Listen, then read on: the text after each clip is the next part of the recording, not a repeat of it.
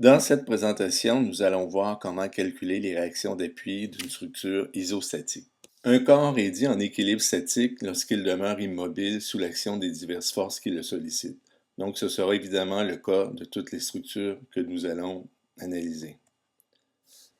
Pour être en équilibre statique, un corps doit satisfaire deux conditions d'équilibre. La première condition est une condition d'équilibre en translation. Ça signifie que la somme vectorielle des forces doit être nulle. Et la deuxième condition est une condition d'équilibre en rotation. Ça signifie que le moment doit être nul en tout point de l'espace. En ce qui concerne l'équilibre translationnel, on peut dire que si la résultante vectorielle des forces qui s'exercent sur un corps n'est pas nulle, ce corps subira un mouvement de translation dans la direction de la force résultante. Donc schématiquement, on voit ici un corps qui est représenté par un carré sur lequel s'exerce une force résultante qui est représentée par le vecteur, ici illustré en rouge. Donc, cette force-là va faire en sorte que le corps va se déplacer dans la direction de la force. Donc, pour qu'un corps soit en équilibre statique, il faut absolument que la résultante des forces soit nulle. Il nous faut maintenant introduire la notion de moment de flexion. En fait, le moment de flexion résulte d'une force qui tend à faire tourner un objet autour d'un point. Donc, nous avons ici représenté schématiquement à droite de l'écran un point de l'espace A et une force F. Donc, la force F va exercer un moment de flexion par rapport aux forces A qui va tendre à créer une rotation. Donc, le moment de flexion va être égal à la force F, qui va être exprimée en kN, multiplié par ce qu'on va appeler son bras de levier. Le bras de levier, c'est la distance entre la force F et le point A. Donc, pour trouver le point de levier, on va tracer une droite qui passe par le point A et qui est perpendiculaire à l'axe de la force. Donc, qui fait un angle de 90 degrés par rapport à l'axe de la force. Et la distance entre le point A et cet axe-là va être égale au bras de levier. Donc, le moment va se mesurer en kN/mètre. C'est une force fois une distance. Et on va adopter la convention de signe suivante. Donc, on va dire que le moment est positif s'il entraîne une rotation dans le sens anti-horaire et que le moment est négatif s'il entraîne une rotation dans le sens horaire. Pour le cas qui est illustré à l'écran, on aura un moment de force négatif car la force illustrée ici en rouge, F, va tendre à causer une rotation dans le sens horaire par rapport au point A. Donc, on a que le moment de flexion M est égal à la force F fois D, le bras de levier. Intéressons-nous maintenant à l'équilibre rotationnel. Si un corps est soumis à une force F qui possède un bras de levier D par rapport à un point quelconque de l'espace, qu'on a appelé le point A ici sur l'illustration à l'écran, cette force produira un moment qui est égal à la force F fois le bras de levier D et qui aura pour conséquence de faire tourner le corps autour du point A. Donc, si on regarde l'illustration à l'écran, on a un corps qui est soumis à une force F qui fait un bras de levier D par rapport à un point A de l'espace. Donc, sous l'action de la force F, le corps va subir un mouvement de rotation autour du point A en suivant la trajectoire illustrée ici en pointillé rouge. Donc, sous l'action de la force F, notre corps va subir une rotation autour du point A. Donc, pour qu'un corps soit en équilibre statique, il faut absolument que la sommation des moments soit nulle par rapport à n'importe quel point de l'espace. Autrement, le corps va subir une rotation. Par commodité, il est souvent avantageux de décomposer les forces en deux composantes orthogonales, c'est-à-dire une composante verticale et une composante horizontale. Dans ces conditions, un corps va être en équilibre statique s'il satisfait les trois conditions suivantes. Donc, la première condition veut que la somme des forces horizontales soit nulle. La deuxième condition veut que la somme des forces verticales soit nulle. Et la troisième condition veut que la somme des moments soit nulle. On va également adopter la convention de signe suivante. En ce qui concerne les forces verticales, on va considérer qu'elles sont positives lorsqu'elles sont dirigées vers le haut et négatives lorsqu'elles sont dirigées vers le bas. Pour les forces horizontales, On va considérer qu'elles sont positives lorsqu'elles sont dirigées vers la droite et négatives lorsqu'elles sont dirigées vers la gauche. Et dans le cas des moments, comme nous l'avons dit précédemment, on va considérer qu'ils sont positifs lorsque la rotation se fait dans le sens anti-horaire et négatifs lorsque la rotation se fait dans le sens horaire. Avant de poursuivre, on peut définir 3 conditions d'appui ainsi que les symboles qui sont généralement utilisés pour les représenter. Donc, dans un premier cas, on a ce qu'on appelle un appui simple. Dans le cas d'un appui simple, la translation est empêchée dans une direction. Donc, sur l'illustration qui est à l'écran, la translation est empêchée dans l'axe vertical. Donc, on a une seule réaction d'appui qui est représentée en rouge ici, par la flèche rouge ici à l'écran, donc qui est une réaction d'appui verticale. Le deuxième cas, c'est lorsqu'on va avoir un appui double. Donc, dans le cas d'un appui double, la translation est empêchée dans 2 directions orthogonales, donc la direction verticale et horizontale sur l'illustration à l'écran. Et on va, en conséquence, avoir 2 réactions d'appui, une réaction d'appui horizontale, une réaction d'appui verticale. Le troisième cas, c'est un encastrement. Dans le cas d'un encastrement, la translation est toujours empêchée dans 2 directions orthogonales, mais en plus, la rotation de la structure est également empêchée par rapport à ce point-là. Donc, on a 3 réactions d'appui. On a nos 2 réactions verticales et horizontales qui sont représentées par des flèches. Et on a un moment d'encastrement qui est représenté ici par l'arc de cercle avec la flèche en rouge, qui empêche la rotation à cet endroit-là. L'équilibre statique n'est atteint que lorsqu'on satisfait 3 conditions d'équilibre que l'on a définies précédemment, c'est-à-dire la sommation des forces horizontales égale à 0, la sommation des forces verticales égale à 0 et la sommation des moments par rapport à n'importe quel point égale à 0. Donc, dans ces conditions, on peut définir 3 types de structures. Tout d'abord, on va avoir les structures qui sont dites instables. Dans ce cas-là, ces structures possèdent moins de 3 réactions d'appui. Donc, si on a moins de 3 réactions d'appui, ça signifie qu'il n'existe aucune combinaison de réactions d'appui qui puisse assurer l'équilibre statique de la structure. Et donc, notre structure est instable, notre structure va bouger. Le deuxième cas, qui est le cas qui va nous intéresser dans le cours, c'est les structures isostatiques. Dans le cas des structures isostatiques, la structure possède 3 réactions d'appui. Donc, il existe une et une seule combinaison de réactions d'appui qui assure l'équilibre statique de la structure et on va être capable de les trouver par calcul.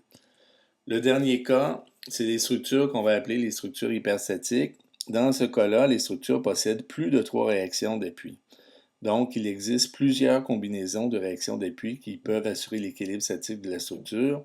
Donc, il existe des méthodes pour déterminer les réactions d'appui dans les structures hyperstatiques, mais pour le présent cours, on ne va pas aborder ces méthodes-là, on va se limiter uniquement aux structures isostatiques. Donc, en ce qui nous concerne, lorsque les structures sont hyperstatiques, avec les notions qu'on va voir dans le cours, on va être incapable de déterminer leur réaction d'appui. Donc, à l'écran ici, on voit un exemple de poutre hyperstatique, c'est-à-dire une poutre qui possède plus d'appui que nécessaire. Dans le cas présent, on a 4 réactions d'appui, on a 3 réactions d'appui verticales et une réaction d'appui horizontale qui sont représentées par les flèches bleues. On s'aperçoit qu'on pourrait enlever une de ces réactions d'appui-là et que la structure serait toujours stable. Par exemple, on pourrait enlever l'appui au centre de la poutre et notre poutre serait toujours en équilibre statique. On a un deuxième exemple aussi où on a une poutre isostatique, c'est-à-dire c'est une poutre qui possède juste le bon nombre d'appuis nécessaires.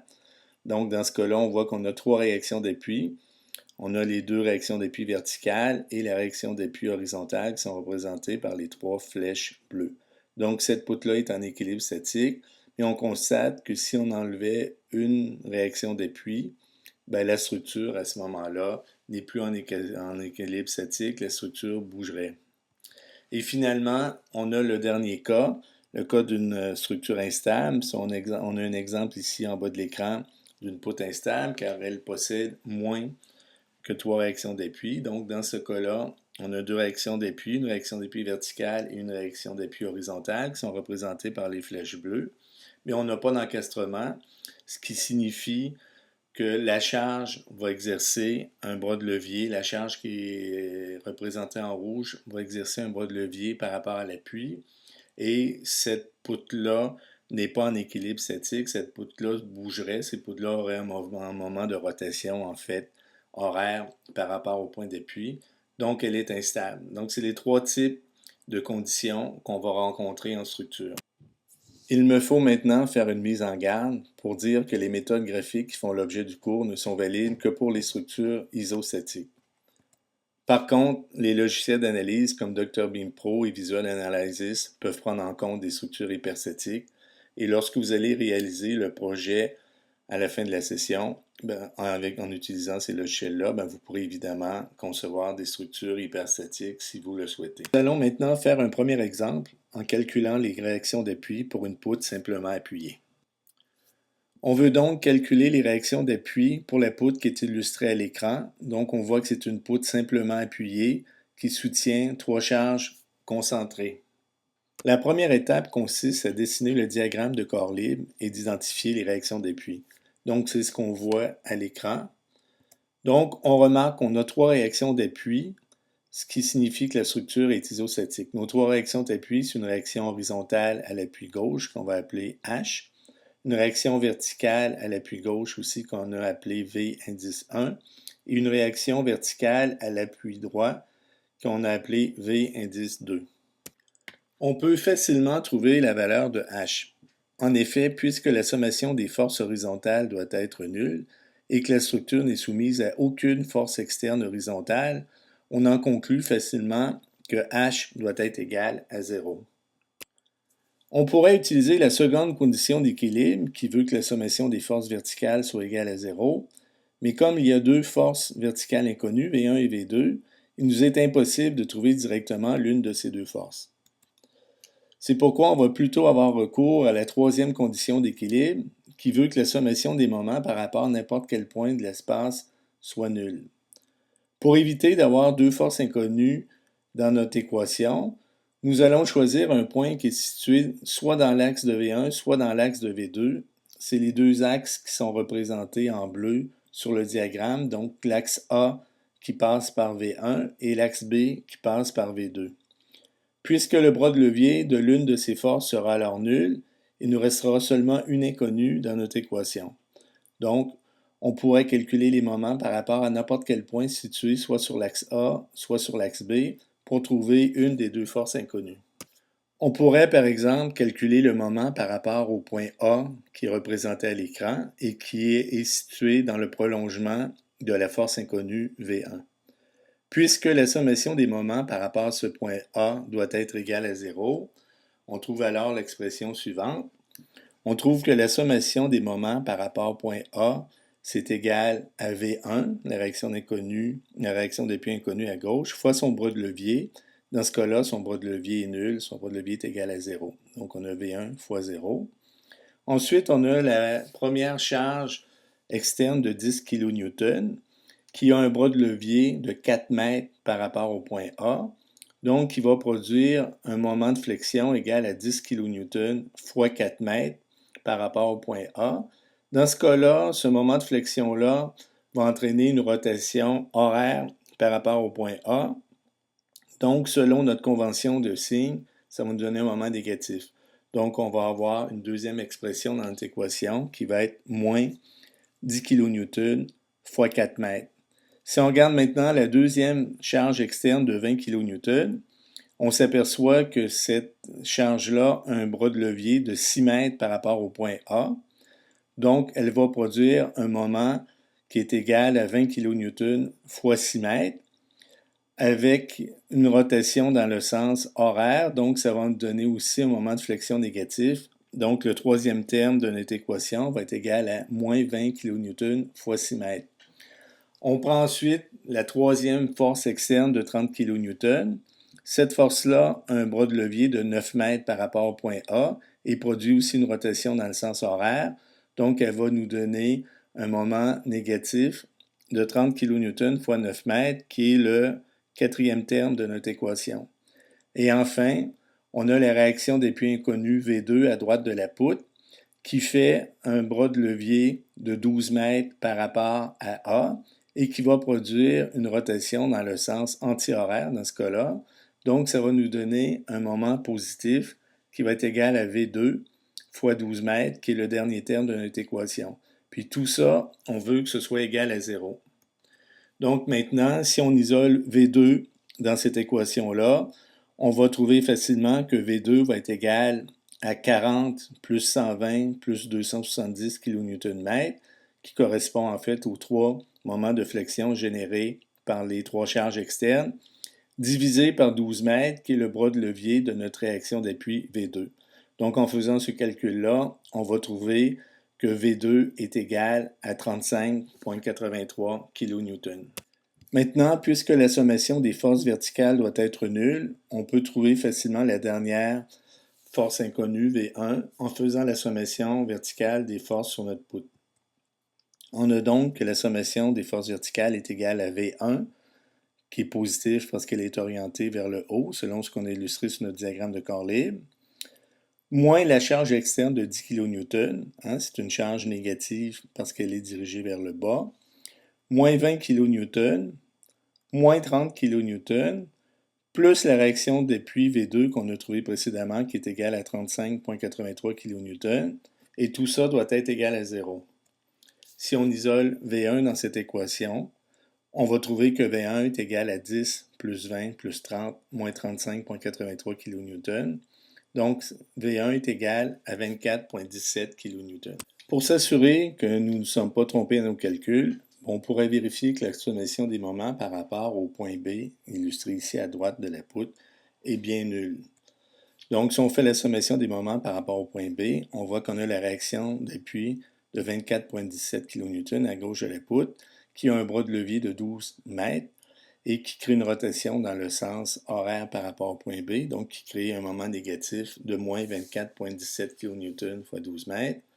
On a les 3 réactions d'appui externe de 10, de 20 et de 30 kN fois leurs bras de levier respectifs de 8, de 6 et de 3 mètres qui vont créer une rotation dans le sens anti-horaire par rapport à B, donc qui vont donner des moments positifs. C'est les 3 termes suivants, donc on a plus 10 kN fois 8 mètres, plus 20 kN fois 6 mètres et plus 30 kN fois 3 mètres. Puis finalement, on a la dernière réaction d'appui, 35,83 kN, dont le bras de levier est nul, donc qui va nous donner un moment nul. Le moment va être égal à 35,83 fois 0. Donc si on fait ce calcul-là, on va obtenir 0, donc ce qui confirme que la sommation des moments au point B est bien nulle et que notre poutre est en équilibre statique. On pourrait faire la sommation des moments par rapport à n'importe quel autre point de l'espace. On pourrait par exemple prendre un point situé au centre de la poutre. Et si on fait la sommation des moments à ce point-là, ben le moment va également être nul. Par définition, si la poutre est en équilibre statique, le moment est nul par rapport à n'importe quel point de l'espace. Je vais profiter de cet exemple pour introduire une autre notion qui va souvent être utile dans l'analyse des structures, qui est la notion de force résultante équivalente. En effet, lorsqu'on va calculer les réactions d'appui d'une structure, on peut toujours remplacer un ensemble de forces par une force résultante équivalente qui va avoir le même effet à 2 conditions. La première condition, c'est que la force résultante soit égale à l'addition vectorielle des autres forces. Et la deuxième condition, c'est que la force résultante soit placée le long d'un axe qui fait en sorte que le moment que cette force-là va exercer sur un point donné de l'espace va être exactement le même que la sommation des moments qui vont être exercés par chacune des forces individuelles.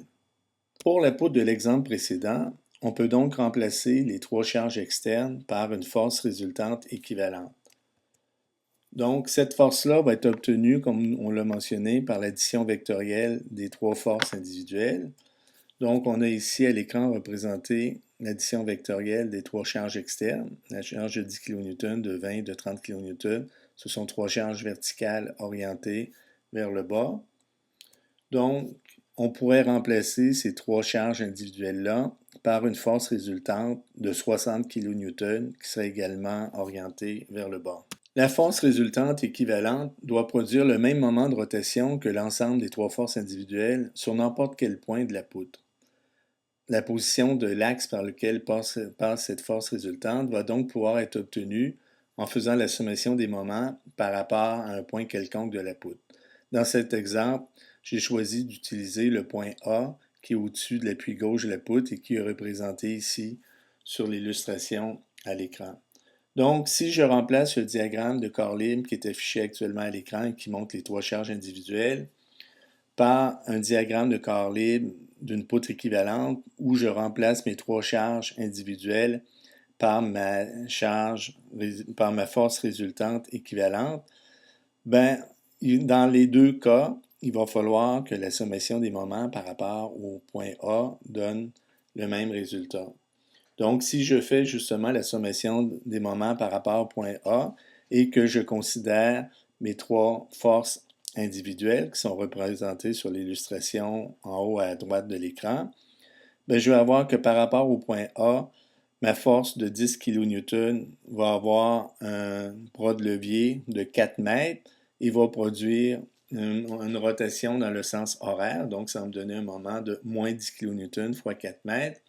Ma charge de 20 kN, un bras de levier de 6 mètres et produit également une rotation horaire. Donc, ça va me donner un moment de moins 20 kN fois 6 mètres. Et ma troisième charge de 30 kN a un bras de levier de 9 mètres et produit aussi une rotation dans le sens horaire.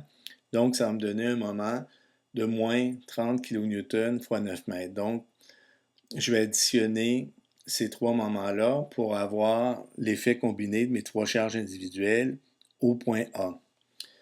Si je regarde maintenant le diagramme de corps libre qui est illustré en bas à droite de l'écran avec ma charge résultante équivalente, ben, j'ai une force de 60 kN qui va être placée à une distance D du point A et qui va produire un moment de 60 kN fois D et qui, ce moment-là, va aussi être négatif parce qu'il produit une rotation dans le sens horaire. Donc, si je regarde la sommation de mes moments, la sommation de mes moments doit également être égale à moins 60 kN fois D. Donc, si je regarde l'équation qui est actuellement écrite à l'écran, j'ai une seule inconnue qui est D. Donc, en isolant D dans cette équation-là, je vais trouver facilement que D va être égal à 40 plus 120 plus 270 kN/m divisé par 60 kN.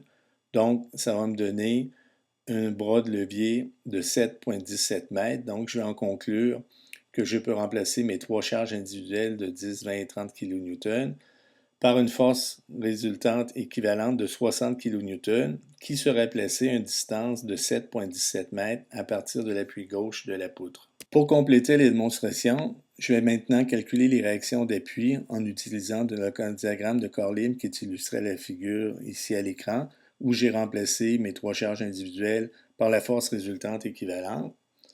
Donc, si je calcule la sommation des moments par rapport au point A, par exemple, qui est un point situé au-dessus de l'appui gauche de la poutre, bien, je vais avoir que ma charge externe de 60 kN va créer un moment qui est égal à 60 kN fois le bras de levier, 7,17 mètres, et que ce moment-là va être négatif car il produit une rotation dans le sens horaire par rapport au point A.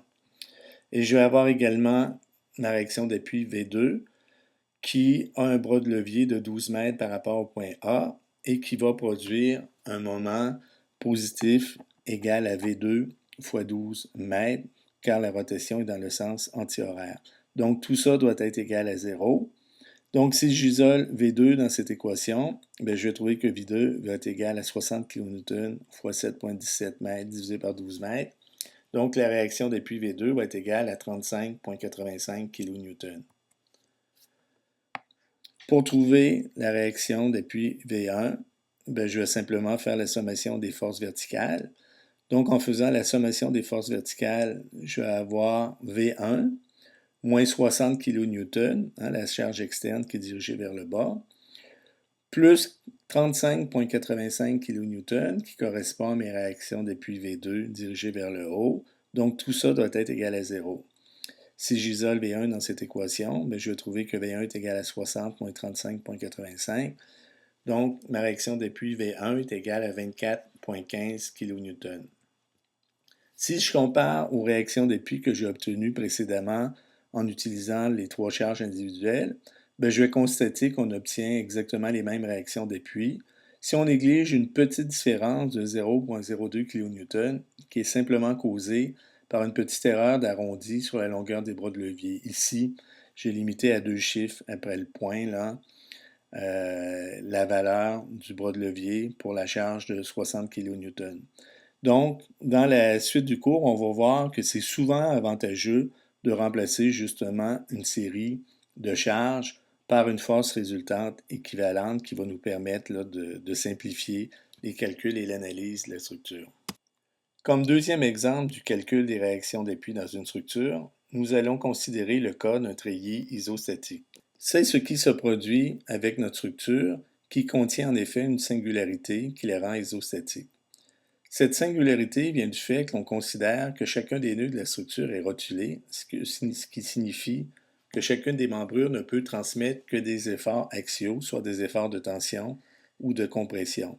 Si on regarde le diagramme de Corlin qui est illustré en haut à gauche de l'écran, on remarque que puisque la membrure A ne transmet qu'un effort axial à l'appui, la réaction d'appui correspondante doit forcément être dans l'axe de la membrure. Donc, on peut remplacer les réactions d'appui inconnues H2 et V2 par une seule force résultante équivalente qu'on va appeler F2 et qui va être orientée dans l'axe de la membrure A.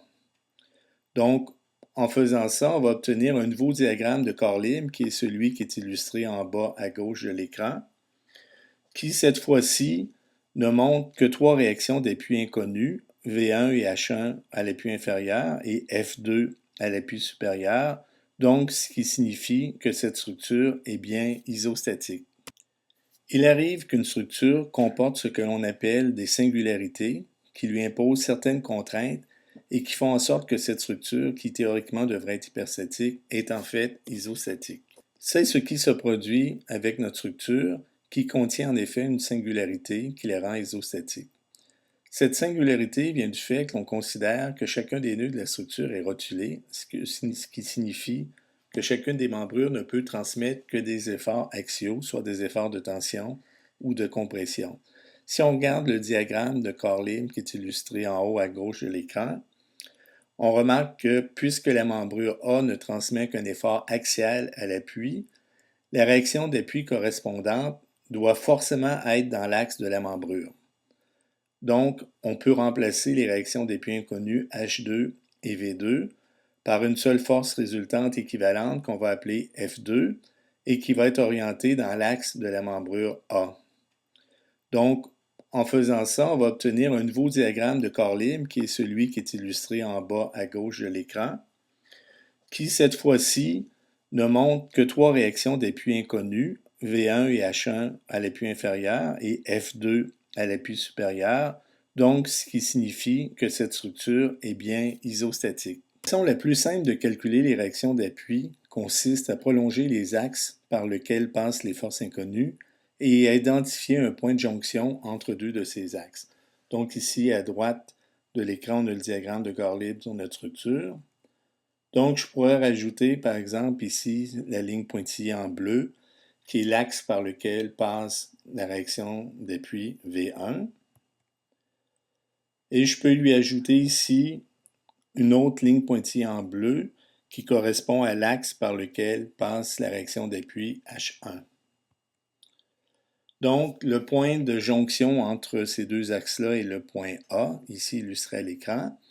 Donc, ça signifie que si je fais la sommation des moments par rapport au point E, le bras de levier des forces inconnues V1 et H1 va être nul. Donc, dans mon équation, je vais avoir une seule inconnue qui va être la force F2. Je pourrais trouver d'autres points qui vont rencontrer les mêmes critères. Je pourrais, par exemple, ici, mettre une ligne en pointillé bleu qui est le prolongement d'un axe qui passe par ma réaction inconnue H1. Je pourrais mettre une autre ligne pointillée en bleu qui est dans l'axe de ma force inconnue F2. Et à la jonction de ces deux axes-là, je vais avoir le point B. Donc, ça signifie que si je calcule la sommation des moments par rapport au point B, ben, le bras de levier de l'effort inconnu H1 et de l'effort inconnu F2 va être nul. Donc, il va me rester une seule inconnue dans mon équation qui va être la force inconnue V1. Et finalement, je pourrais trouver un autre point qui rencontre ces critères. Donc ici, je peux placer une ligne pointillée dans l'axe de ma force V1. Je peux placer une autre ligne pointillée en bleu dans l'axe de ma force inconnue F2. Et à la jonction de ces deux axes-là, je vais avoir le point C. Donc, si je calcule la sommation des moments par rapport au point C, ben, je vais avoir que le bras de levier de la force inconnue V1 et de la force inconnue F2 va être nul. Donc, dans mon équation, il va me rester seulement un inconnu qui est la force horizontale H1. Donc, je m'aperçois que les points A, B et C sont tous trois à la jonction entre deux de ces axes et que si je calcule la sommation des moments par rapport à un de ces trois points-là, ben, je vais pouvoir obtenir directement une des trois forces inconnues. Inversement, si je fais la sommation des moments sur n'importe quel autre point de ma structure, ben, je vais avoir une équation dans laquelle je vais avoir deux inconnus au moins, et à ce moment-là, je ne pourrai pas trouver directement une de mes réactions inconnues. Donc, nous avons choisi de faire la sommation des moments par rapport au point B. On a choisi le point B, d'une part parce que ce point est situé sur le prolongement des forces H1 et F2, ce qui élimine ces deux forces-là et ce qui nous laisse une seule inconnue V1.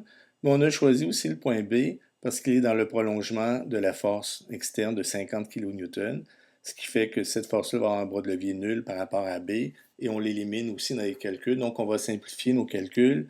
Dans nos calculs, il va rester uniquement deux forces, la force externe de 100 kN et la réaction d'appui V1.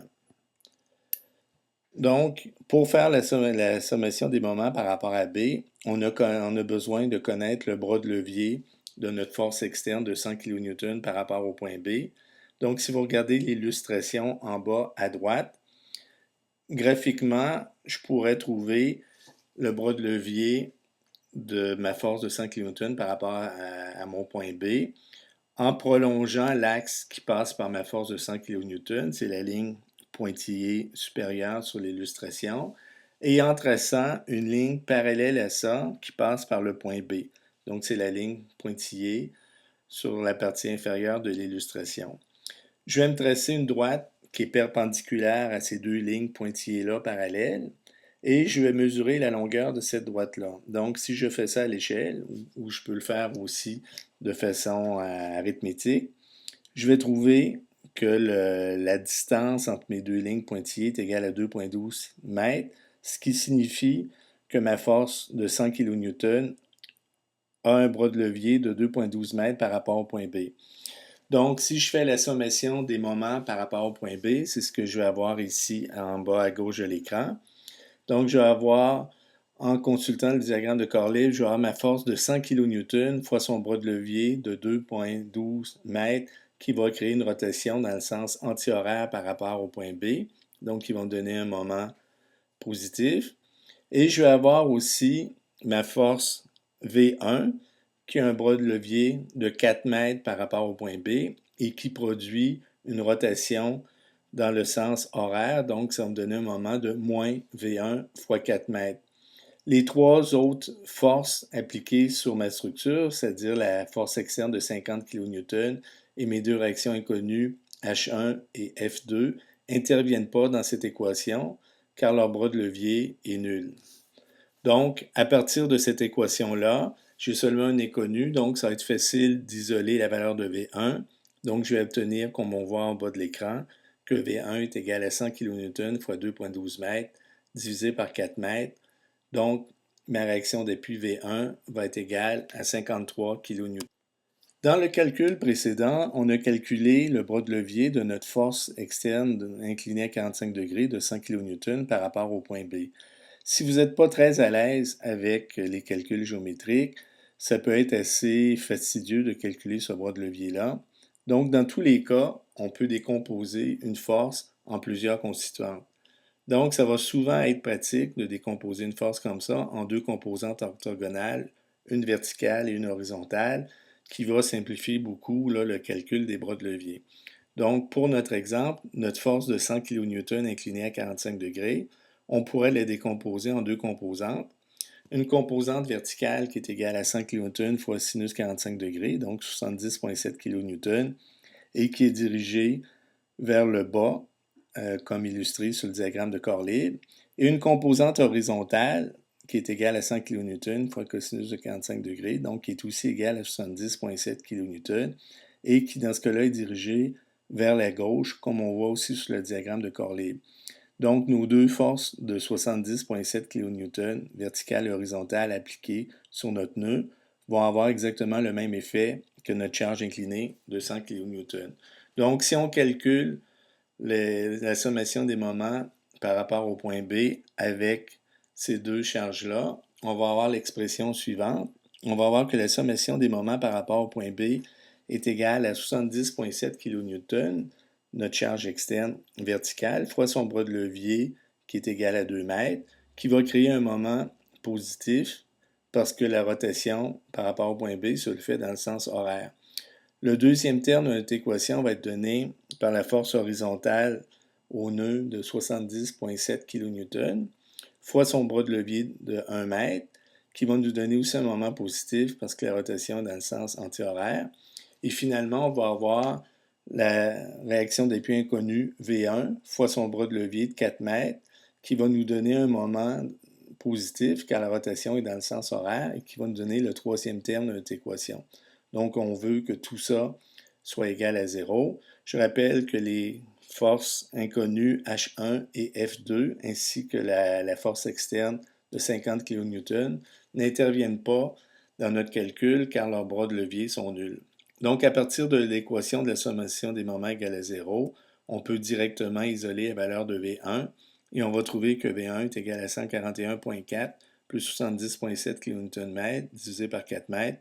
Donc, ça va me donner une réaction d'appui de 53 kN dirigée vers le haut. Donc, c'est évidemment exactement la même réaction d'appui que l'on a obtenue précédemment lorsqu'on a pris en compte la charge inclinée de 100 kN dans nos calculs. L'inconnu H1 peut être obtenu facilement en calculant le moment par rapport au point C, qui est illustré ici à l'écran sur le diagramme de corps libre. Donc, en faisant la sommation des moments par rapport au point C, je vais avoir ma force inconnue V1 fois son bras de levier 2 mètres qui va créer un moment positif. Je vais avoir également la charge verticale soit de 70,7 kN fois son bras de levier de 2 mètres qui va créer un moment négatif. La charge horizontale de 70,7 kN fois son bras de levier de 1 mètre qui va créer un moment négatif. Et finalement, la charge externe de 50 kN fois son bras de levier de 4 mètres qui va former également un moment négatif. Donc, tout ça va être égal à 0. Dans ce cas-là, ma réaction d'appui de 53 kN n'intervient pas car son bras de levier est nul, de même que ma force inconnue F2 qui n'intervient pas non plus car son bras de levier est nul. Donc, si je prends l'équation qui est illustrée à l'écran et que j'isole H1, je vais trouver que H1 est égal à 206 kN, donc ça va me donner ma deuxième réaction d'appui inconnu H1. Finalement, la dernière réaction d'appui inconnu F2 peut être obtenue en calculant le moment par rapport au point A qui est illustré sur le diagramme de corps libre. Donc, si on fait la sommation des moments par rapport au point A, on a notre force inconnue F2 qui a un bras de levier de 1,79 m par rapport au point A. On a en bas à gauche l'illustration du calcul du bras de levier. Ensuite, on a notre force externe de 70,7 kN dirigée vers le bas fois son bras de levier de 2 mètres qui crée un moment négatif, qui est le deuxième terme de notre équation. Le troisième terme de notre équation, c'est la force horizontale de 70,7 kN fois son bras de levier de 1 mètre qui crée également un moment positif. Et puis finalement, on a notre charge externe de 50 kN fois son bras de levier de 4 mètres qui crée un moment négatif. Et la sommation de ces quatre moments-là doit être égale à 0. Donc, si on isole F2 dans cette équation, on trouve que F2 est égal à 151 kN. Donc, c'est la dernière réaction d'appui qui nous manquait. Pour s'assurer que nos résultats sont bons, on pourrait aussi vérifier que la résultante des forces est nulle dans les deux axes horizontaux et verticaux. Donc, si je fais la sommation des forces horizontales, j'aurais que la sommation des forces horizontales est égale à 206 kN, la réaction d'appui horizontale à l'appui inférieur, moins 151 kN fois le cosinus de 26,56 degrés, qui correspond à la composante horizontale de ma force F2, qui est inclinée de 26,56 degrés par rapport à l'horizontale, et puis moins 70,7 kN, qui correspond à la composante horizontale appliquée sur le nœud supérieur du treillis. Donc, tout ça va être égal à 0. Donc, ça confirme que je suis en équilibre statique translationnel par rapport à l'axe horizontal. Maintenant, si je fais la sommation des forces verticales, ben, je vais avoir 53 kN, qui est ma réaction d'appui V1, en bas à gauche de mon treillis, plus 151 kN fois le sinus de 26,56 degrés, qui correspond à la composante verticale de ma réaction d'appui F2 au sommet du treillis, moins 70,7 kN, qui est la force externe exercée au nœud supérieur du treillis et qui est négative car elle est dirigée vers le bas, moins 50 kN, qui est la charge externe appliquée à l'extrémité du treillis, qui est également négative parce qu'elle est dirigée vers le bas. Donc, si j'additionne ces quatre valeurs-là, je vais obtenir que la somme des quatre valeurs est égale à 0, ce qui confirme également que j'ai l'équilibre translationnel dans le sens vertical. Donc, c'est simplement une vérification qui me permet de m'assurer que mes calculs étaient exacts et que ma structure est bien en équilibre statique translationnel. Si on le souhaite, on pourrait également remplacer les deux réactions d'appui au point A par une force résultante équivalente. Donc, c'est ce qu'on voit ici en bas à gauche de l'écran. Si on trace le polygone de force au point A, on a une force verticale de 53 kN avec une force horizontale de 206 kN qui correspondent aux deux réactions d'appui.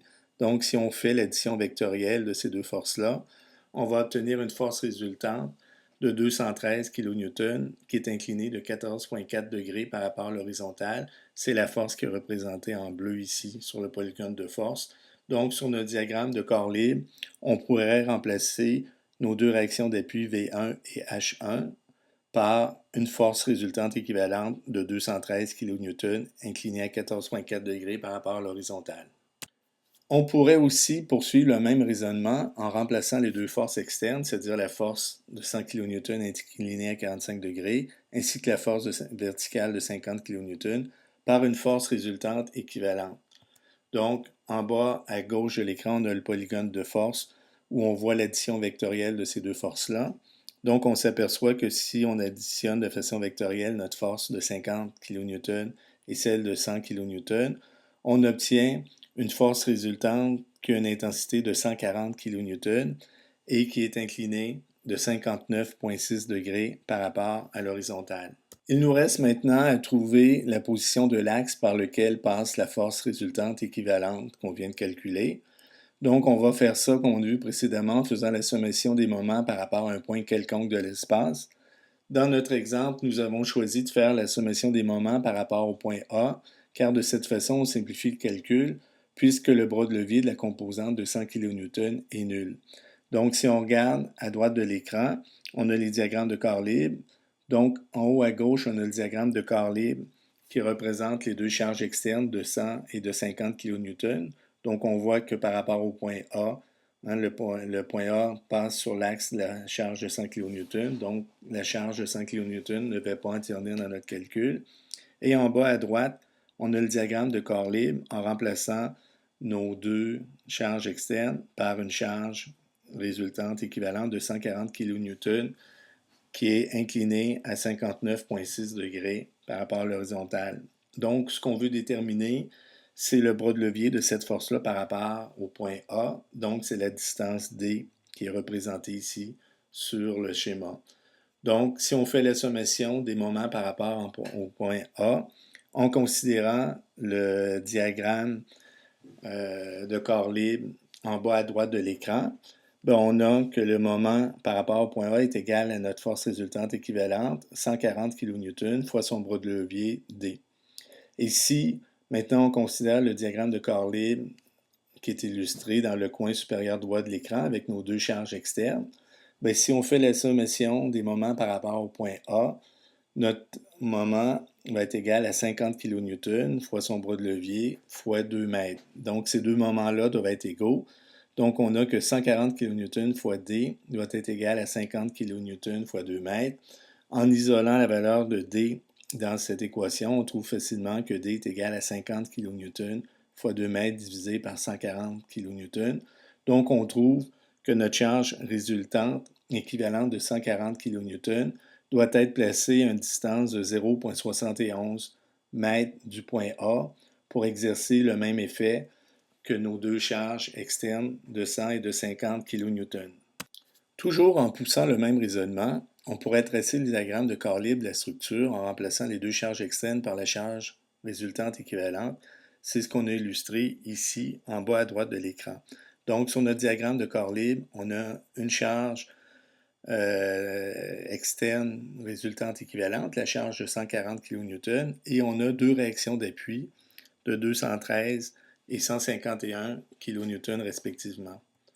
Donc, si on trace le polygone de ces trois forces-là qui sollicitent notre structure, on peut vérifier que, conformément à la loi de l'équilibre statique, la somme vectorielle des forces est évidemment nulle. Donc, si on additionne la force de 140 kN, celle de 151 et celle de 213 kN, on a un polygone de force fermé, ce qui signifie que la structure est en équilibre statique. En examinant le diagramme de corps libre qui est illustré à l'écran, on constate également que les trois forces qui sollicitent notre structure, à savoir la charge externe de 140 kN et les deux réactions d'appui, sont situées le long de trois axes qui se croisent en un point, le point A illustré sur le diagramme. Cette constatation nous amène à formuler une règle générale qui s'énonce comme suit. Lorsqu'une structure est sollicitée par trois forces dont deux ne sont pas parallèles, ces trois forces sont forcément situées sur des axes qui se croisent en un point.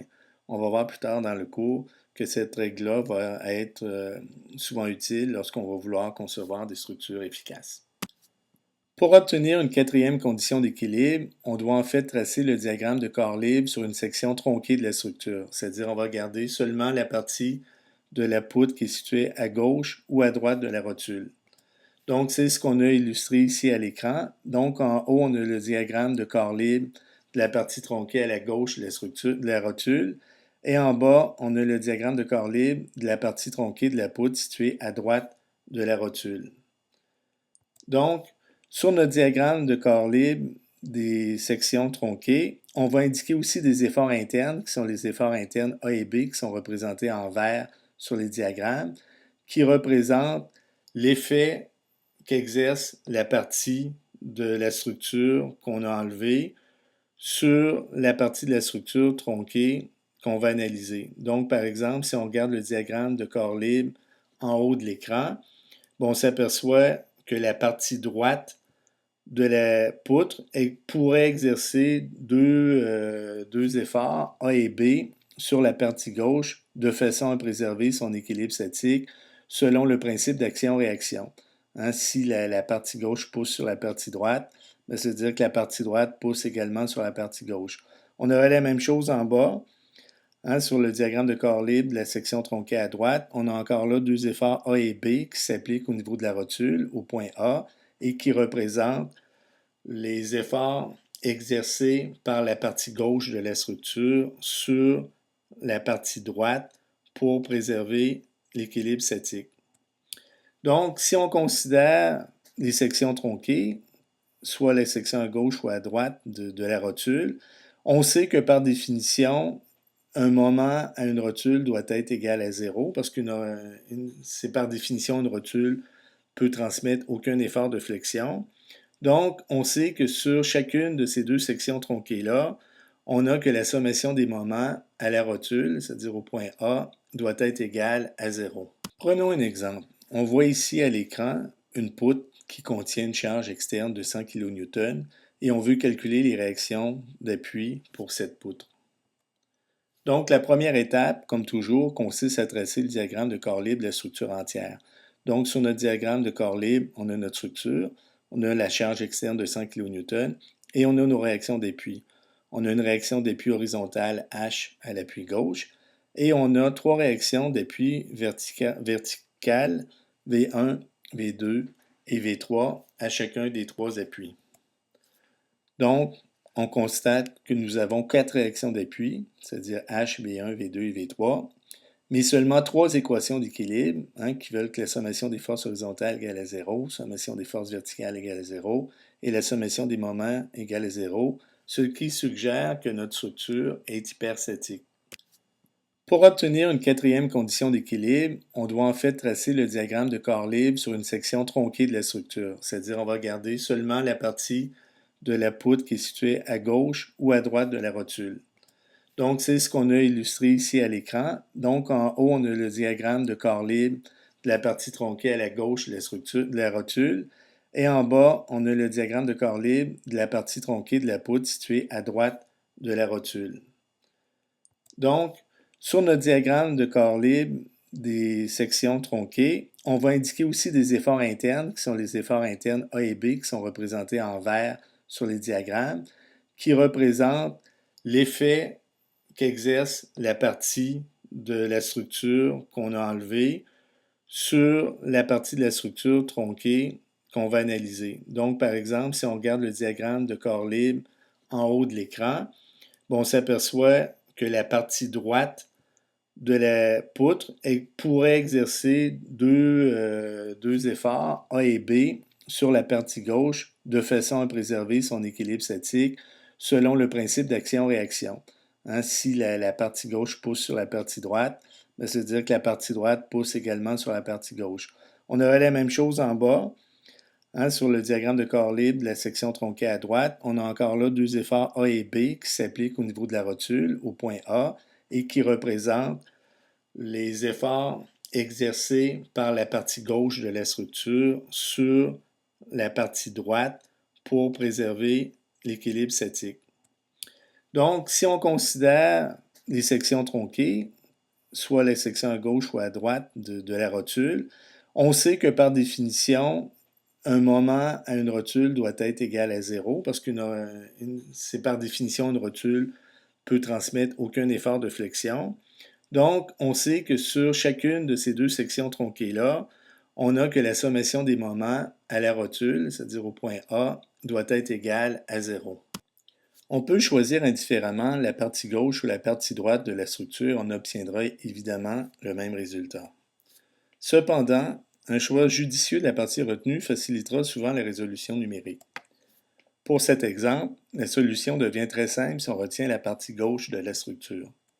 Par contre, pour fin de démonstration, nous choisirons la partie droite qui nous conduit à une résolution un petit peu plus difficile, mais plus générale. Donc, si on considère le diagramme de corps libre de la structure entière, on trouve qu'en faisant la sommation des forces horizontales, on sait que la sommation des forces horizontales doit être égale à 0. Dans ce cas-là, comme il n'y a aucune charge externe horizontale, on trouve facilement que notre réaction d'appui H doit être égale à 0. Ensuite, on va faire la sommation des moments par rapport à un point qui passe au moins par une force inconnue. Donc, dans ce cas-là, on a choisi le point B qui est au-dessus de l'appui gauche de la poutre. Donc, si on fait la sommation des moments par rapport au point B, on a notre charge externe de 100 kN qui a un bras de levier de 4 mètres, donc qui exerce un moment de 100 kN fois 4 mètres, qui va produire une rotation dans le sens horaire, donc ce moment négatif. On a notre réaction d'appui V2 qui va produire un moment positif par rapport à B qui est égal à V2 fois 12 mètres, son bras de levier. Et on a notre force, notre réaction d'appui V3 qui a un bras de levier de 18 mètres par rapport au point B et qui va aussi créer un moment positif égal à V3 fois 18 mètres par rapport au point B. Donc, la sommation de ces trois moments-là doit être égale à 0. Dans cette équation, on a deux inconnus qui sont V2 et V3. Donc, si on réarrange les termes de notre équation, on va trouver que 12 V2 plus 18 V3 est égal à 400. C'est ce qu'on va appeler ici notre équation 1. Diagramme de corps libre de la structure partielle située à droite de la rotule, on a le diagramme de corps libre suivant.